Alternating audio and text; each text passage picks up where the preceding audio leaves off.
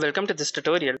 In this tutorial, we will see how you can remove a tab from your reading list. If you want to remove any of the tabs from your reading list, then follow these simple steps. First, let's open our Google Chrome. Then, to access the reading list, simply click on the three vertical dots present at the corner of your screen. Then, you can see the bookmarks and list option.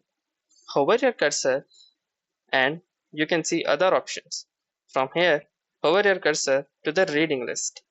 And now you can see the show reading list button. Click on it and you can see all the tabs or the pages that you have stored in the reading list option. Now to remove any page from the reading list, simply click on the cross button over that page. And once you click on it, the particular page will get deleted from your reading list. And then you have successfully deleted a page from your reading list. If you like this video, make sure to hit the like button as well, comment on this video, share it, and don't forget to subscribe our channel. Thank you for watching and have a nice day.